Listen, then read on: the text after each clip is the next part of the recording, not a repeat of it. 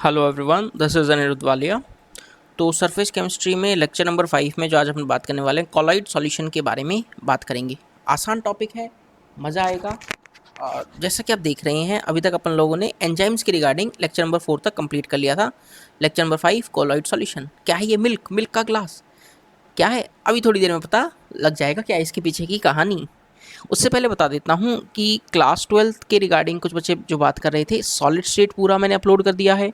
Liquid solution class 12 का chapter number 2, ये कौन सा, ये चैप्टर नंबर 1, ये कौन सा चैप्टर नंबर 2, ये कौन सा chapter number 3, that is surface chemistry.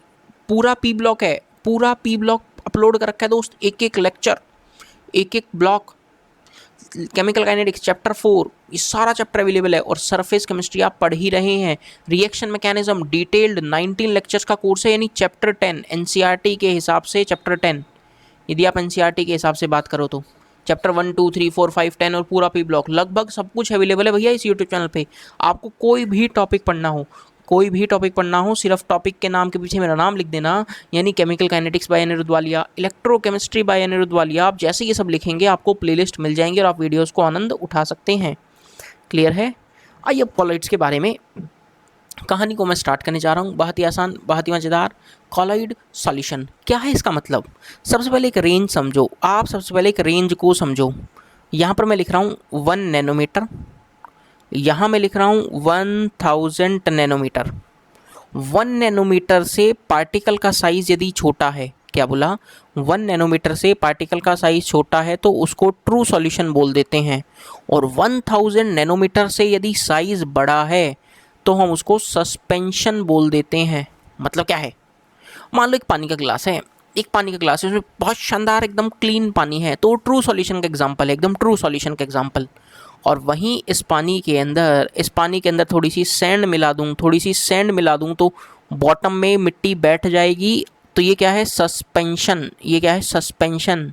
और ट्रू सॉल्यूशन क्या, यही पानी में चीनी मिला दो, एक चम्मच नमक मिला दो, ये सब क्या बनते हैं, ट्रू सॉल्यूशन बनते हैं। इनके पार्टिकल का साइज़ लेस देन 1 नैनोमीटर मिलता है। और 1000 नैनोमीटर से ज़्यादा वाले को क्या बोला गया, सस्पेंशन। अरे तो सर जो इनका बीच में लाई कर रहा है उनको क्या बोलेंगे भैया, उन्हीं को ही तो कॉलॉइड सॉल्यूशन बोलेंगे। क्या हो गया कॉलॉइड, सर एक ही बात दिमाग में रखना, जेईई मेंस नीट हर बार एक ही चीज़ पूछेगा, कॉलॉइड्स क्या हैं। कॉलॉइड्स एक सब्सटेंस को कॉलॉइडियल स्टेट तब बोला जाएगा जब उसके पार्टिकल का साइज़ 1 से 1000 नैनोमीटर के बीच रहे। ये बात याद रखना, बहुत इंपॉर्टेंट, बहुत इंपॉर्टेंट, बहुत ही इंपॉर्टेंट। ऑब्जेक्टिव के सवालों को सॉल्व करने का सबसे बड़ा रामबाण कि कॉलॉइडियल सॉल्यूशन के पार्टिकल का साइज़ का रेंज कितना है, 1 से 1000 नैनोमीटर। सिर्फ इतना सा बात आपको दिमाग में रखना है। उसको थोड़ा सा खूबसूरती से मैंने लिख रखा है कि when the size of particle of the dispersed phase, नया वर्ड आया है, घबराओ मत, अभी बताता हूँ डिस्पर्स्ड फेस क्या है, is greater than particle of true solution. True solution के पार्टिकल से बड़ा साइज और less than that of suspension solution particles, suspension से पार्टिकल साइज से छोटा। यानी जो रेंज लाई कर रहा है 1 नैनोमीटर से 1000, क्या 1 और 1000 वाला भी इंक्लूड है, अरे कर लो, इतना कोई फर्क नहीं पड़ता है। बेसिकली इनके बीच में जो लाई कर रहा है रेंज, उनको क्या बोलेंगे, कॉलॉइड सॉल्यूशन बोलेंगे या कॉलॉइडियल स्टेट बोलेंगे। क्लियर है? थोड़ा सा आगे बढ़ रहे हैं। सर ये 2 नया टर्म आया था, डिस्पर्स्ड फेस और डिस्पर्जन मीडियम। बहुत आसान, आप मेरी बात समझें। आपको लिक्विड सॉल्यूशन चैप्टर में 2 टर्म्स बताई गई थी, एक था सॉल्यूट, एक था सॉल्वेंट। पानी के अंदर, वाटर के अंदर आपने शुगर मिला दी थी, वाटर के अंदर 1 चम्मच शुगर मिला दी, तो शुगर क्या था सर, जो कम अमाउंट में मिलाया गया वो सॉल्यूट था, जो ज़्यादा अमाउंट में मिलाया गया वो सॉल्वेंट था। ये क्या गया, वाटर क्या था, सॉल्वेंट था। और हमें क्या तैयार हो रहा था, सॉल्यूशन तैयार हो रहा था। ठीक इसी तरह कॉलॉइडियल सॉल्यूशन में, ठीक इसी तरह कॉलॉइड सॉल्यूशन में जो कम अमाउंट में प्रेजेंट है वो डिस्पर्स्ड फेस होता है, जो ज़्यादा अमाउंट में प्रेजेंट है वो मीडियम है। Just like solute and solvent, dispersed phase क्या होता है, जो कम अमाउंट में प्रेजेंट है, और जो ज़्यादा अमाउंट में प्रेजेंट है उसको डिस्पर्जन मीडियम बोला गया है दोस्त। यानी dispersed phase is the face which is dispersed through the medium, is called dispersed phase. इसके 1-2 नाम और हैं, इज कॉल्ड डिसकंटिन्यूस फेज और इंटरनल फेज। ये वाला बात नीट वगैरह में कई बार पूछ लेते हैं अलग अलग नाम से। डिस्पर्स्ड फेज कॉमन नाम है जो एनसीईआरटी में लिखा गया है, 2 अलग नाम और लिखना चाहूँगा, डिसकंटिन्यूस फेज और इंटरनल फेज। अगली चीज़, डिस्पर्जन मीडियम क्या है? एक ऐसा मीडियम जिसके अंदर कॉलोइडियल पार्टिकल को डाला गया है। एक ऐसा मीडियम जिसके अंदर कॉलोइडियल पार्टिकल्स को डाला गया है, वो मीडियम कौन सा है? वो डिस्पर्जन मीडियम है। उसको बोलते हैं कंटिन्यूस फेज। दूसरा नाम कंटिन्यूस फेज, अगला नाम आउटर फेज, अगला नाम एक्सटर्नल फेज।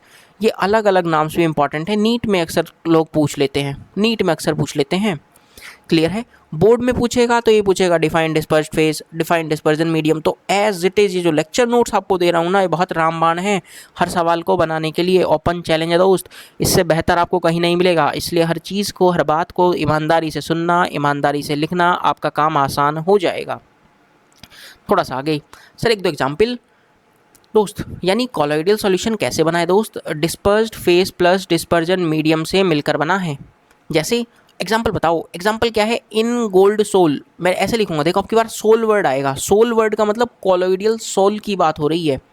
गोल्ड सोल लिख रहा हूँ तो गोल्ड क्या हो गया? डिस्पर्स्ड फेज, यानी it is nothing but solute come amount में।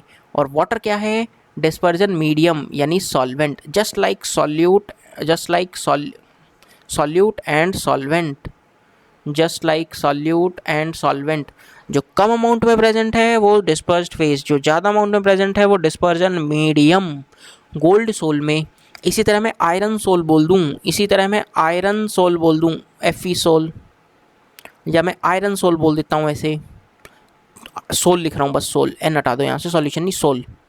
तो आप इसको क्या लिखेंगे सर? यहाँ पर डिस्पर्स्ड फेज आप लिखेंगे आयरन, कुछ नहीं मेंशन, यानी पानी सॉल्वेंट रहा होगा, यानी पानी डिस्पर्जन मीडियम रहा होगा, क्या बोल देंगे? वाटर। डिस्पर्स्ड फेज और डिस्पर्जन मीडियम पहचान में आया? आया। आओ तो चलते हैं आगे। अब इसका क्लासिफिकेशन देखते हैं।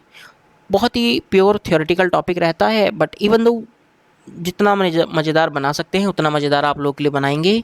और सेकंड चीज़, फिर बोल रहा हूँ, रिपीट कर रहा हूँ अपनी बातों को, जितना मैं यहाँ पढ़ा दूंगा इससे बाहर कुछ नहीं आने वाला, ना कोई फिर एनसीईआरटी पढ़ना, ना कुछ पढ़ना। That is more than sufficient, more than sufficient. Colloids का क्लासिफिकेशन देख लेते हैं। एक बहुत ही छोटा सा क्लासिफिकेशन है। क्लासिफिकेशन किसके बेस्ड पे है? Physical state of dispersed face और डिस्पर्जन मीडियम। अब सोचो, जो डिस्पर्स्ड फेस है, जो मिला रहे हो आप, वो सॉलिड भी हो सकता है, वो लिक्विड भी हो सकता है, वो गैस भी हो सकता है। डिस्पर्जन मीडियम जिसमें मिला रहे हो, अगेन वो सॉलिड भी हो सकता है, लिक्विड भी हो सकता है, गैस भी हो सकता है। कैसे?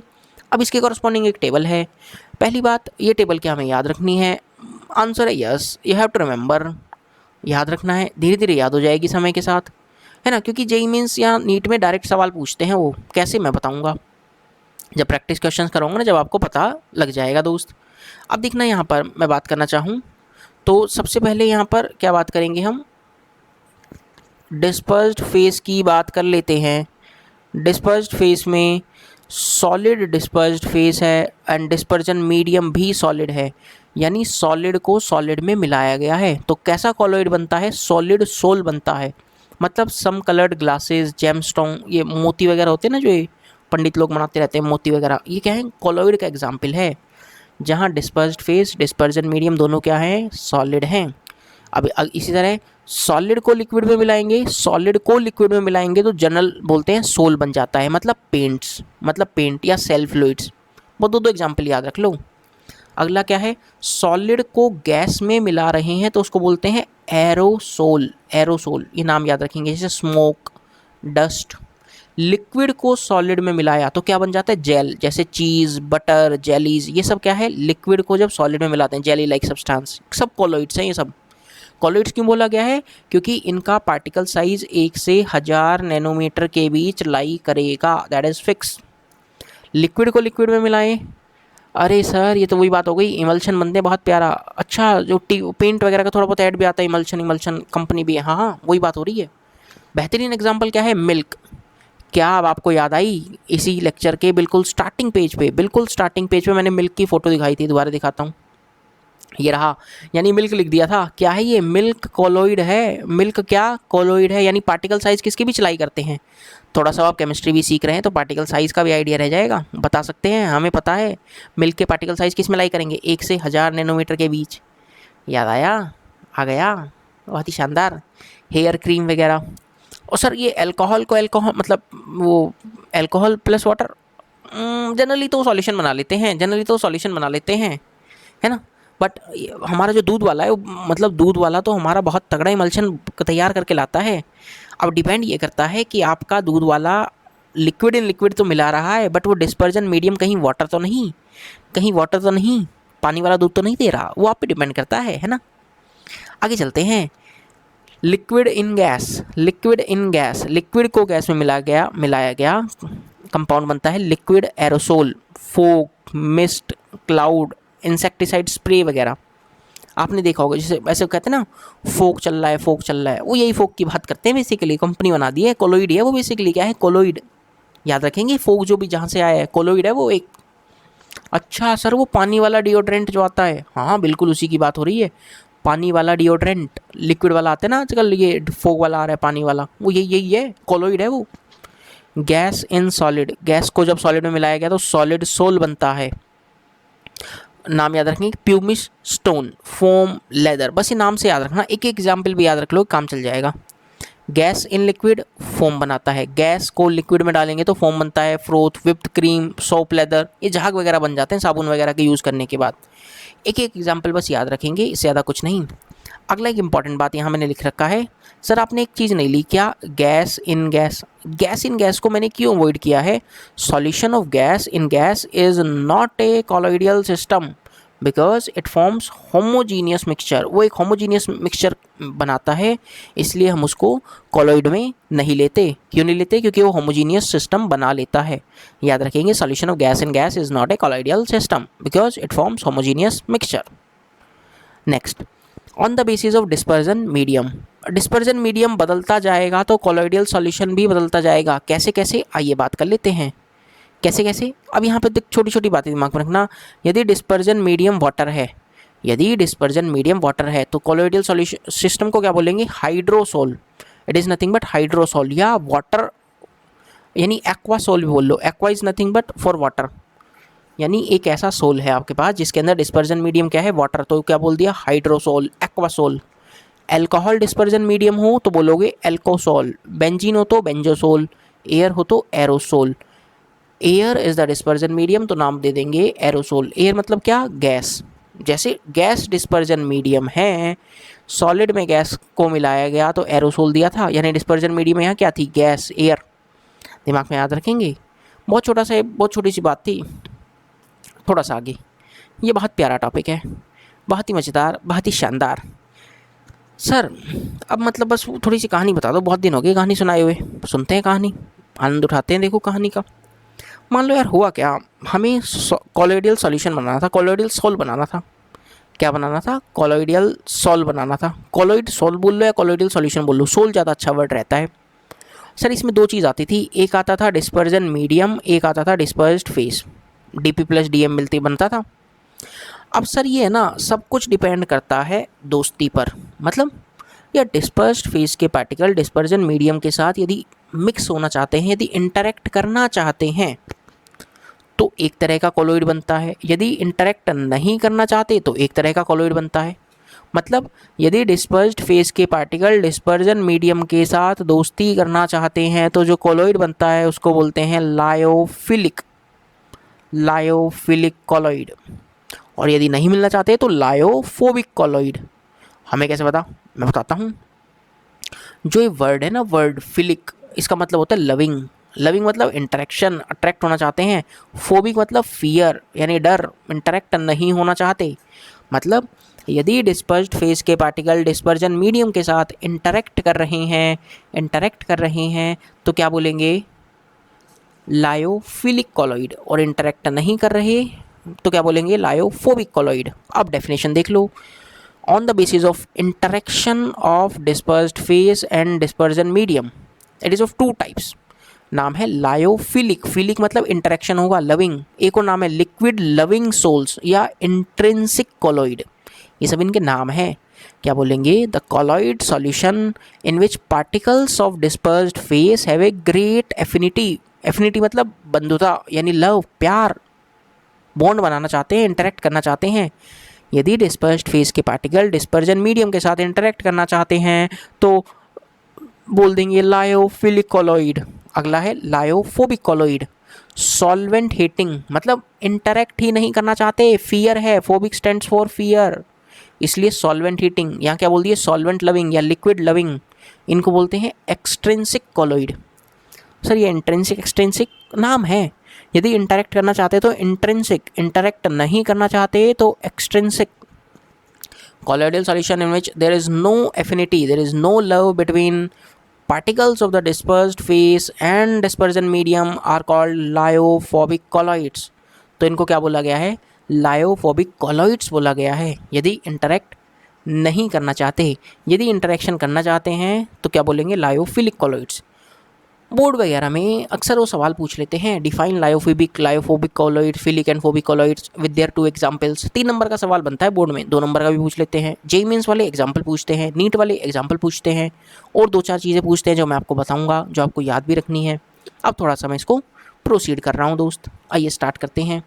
अब यहाँ पर इनके बीच का एक डिफरेंस है, एक टेबल है, बहुत सारे, मैं 10-15 पॉइंट बताऊँगा जो आपको कहीं नहीं लिखे मिलने वाले। जितना पॉइंट मैं बता दूंगा वो आपको कहीं नहीं लिखने मिलने वाले, समझना मेरे साथ साथ, एक एक पॉइंट को हम समझेंगे। लायोफिलिक कॉलोइड्स, लायोफिलिक कॉलोइड्स का मतलब इंटरेक्ट करना चाहते हैं। तो पहली प्रॉपर्टी है ईज ऑफ प्रिपरेशन, क्या वो आसानी से प्रिपेयर हो जाएंगे? हाँ सर, वो तो खुद ही इंटरेक्ट करना चाहते हैं तो they are easily form by direct mixing. Phobic वाले, नहीं sir, they are formed only by special method, हमें स्पेशल ट्रीटमेंट देना पड़ेगा इनको इंटरेक्शन करवाने के लिए, इनको डिस्पर्स्ड फेस को डिस्पर्जन मीडियम में मिलने के लिए। ठीक है सर। रिवर्सिबल और irreversible nature important for JEE और नीट के लिए ये वाला पॉइंट इंपॉर्टेंट है। पूछता है which of the following colloid is reversible, lyophobic, philic या फोबिक, याद रखना। सर ये आसानी से इंटरेक्ट कर जाते हैं तो आसानी से टूट भी जाएंगे, यानी they are reversible in nature. Lyophobic, sir जब इनके लिए हम स्पेशल मेथड्स का यूज़ कर रहे हैं बनने के लिए तो ये एक ही डायरेक्शन, मान लो बन गए तो बन गए, फिक्स हैं। They are irreversible in nature, और ये क्या है, रिवर्सिबल इन नेचर हैं। Particle nature, particles of the colloids are true molecules but are big in size, मतलब they are the real molecules, क्या है, रियल मॉलिक्यूल्स बट बड़े साइज़ के होते हैं। वहीं they are aggregates of many molecules, basically ये बहुत सारे मॉलिक्यूल मिलके बड़का सा कॉलोइड, क्योंकि ये इंटरेक्ट ही नहीं करना चाहते यार, एक पार्टिकल तो इंटरेक्ट ही नहीं करना चाहता। और ये क्या है भैया, चुपचाप इंटरेक्ट कर लिए इसलिए ट्रू मॉलिक्यूल बोला गया है। और ये क्या है, बहुत सारे मॉलिक्यूल आपस में इंटरेक्ट करते हैं फिर एग्रीगेट करते हैं। एग्रीगेट करना मतलब जुड़ना, आप समझो अगला वाला। स्टेबिलिटी के बेस पे क्या बात रखेंगे, yes they are very stable, क्यों, आसानी से मिक्स हो जाते हैं, रिवर्सिबल हैं, एनर्जी कम चाहिए, आसानी से इंटरेक्ट करेंगे, स्टेबल ज़्यादा हैं। लायोफोबिक वाले डरते हैं, इंटरेक्ट नहीं करना चाहते, they are unstable, requires traces of stabilisers, हमें इनको इंटरेक्ट करवाने के लिए कभी कभी स्टेबलाइजर्स ऐड करने पड़ते हैं ताकि बॉन्ड बना लें, इंटरेक्शन कर लें। 5th point is also important, action of electrolyte, इन पे कोई इफेक्ट नहीं पड़ेगा, किस पे, लायोफिलिक कॉलोइड्स पे इलेक्ट्रोलाइट डालने से कोई फर्क नहीं पड़ता। लायोफिलिक कॉलोइड्स को इलेक्ट्रोलाइट डालने से कोई फर्क नहीं पड़ता, जबकि addition of small amount of electrolyte causes precipitation, उसको बोलते हैं कोएगुलेशन, ये टर्म है नया।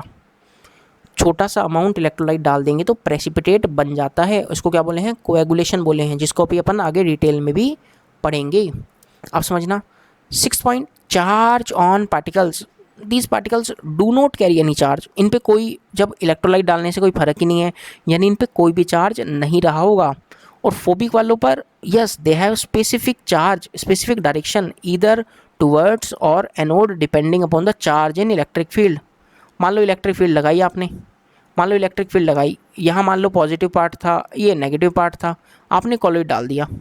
जब आपने कॉलोइड डाल दिया, कौन सा कॉलोइड, फोबिक वाला, फोबिक, जब आपने लायोफोबिक कॉलोइड डाला तो उसका पॉजिटिव पार्ट, फोबिक का पॉजिटिव और नेगेटिव पार्ट होगा, पॉजिटिव पार्ट तो नेगेटिव के साथ इंटरेक्ट कर जाएगा and negative part will interact to the positive part. कैसे, वो भी अपन आगे सीखेंगे। यानी बेसिकली इलेक्ट्रिक फील्ड अप्लाई करने पर ये अपोजिट चार्जेस की तरफ अट्रैक्ट करते हैं, कौन, लायोफोबिक वाले। क्लियर है, ये सारा पॉइंट आपको टेबल में बनाना है और लिखना भी है। 7th 8th 9th 3 पॉइंट तो आपको एज इट इज़ याद रखना है, कभी कोई पूछ ले, क्योंकि मैं तो बहुत डिटेल में पढ़ाता ही चला जा रहा हूँ, कुछ भी ऐसा पॉइंट नहीं छोड़ने का मेरा मन है, ना ही छोड़ना पसंद करता मैं। हाइड्रेशन वाला, particles of colloids are heavily hydrated due to attraction for solvent, जब आसानी से इंटरेक्ट कर रहे हैं किसके साथ, डिस्पर्जन मीडियम के साथ। डिस्पर्जन मीडियम कौन, जनरली वाटर। जब पानी के साथ अच्छी आसानी से इंटरेक्ट कर पाएंगे तो हाइड्रेशन टेंडेंसी उनकी क्या होगी, ज़्यादा होगी। और जब ये इंटरेक्ट ही नहीं करना चाहते तो they are not appreciably hydrated, बहुत ज़्यादा इंटरेक्शन नहीं पसंद उन्हें। विस्कोसिटी एज ए थ्योरी की पॉइंट में याद रखेंगे, it is higher than that of dispersion medium, nearly same as that of dispersion medium. Tyndall effect, they do not show Tyndall effect. क्या है टिंडल इफेक्ट, आपने पार्टिकल्स पे torch लगाया, क्या लगाया, टॉर्च लगाया, यदि वो स्कैटर कर गए, मान लो टॉर्च डाली और सीधी की सीधी रोशनी निकल गई, that is no Tyndall effect is observe.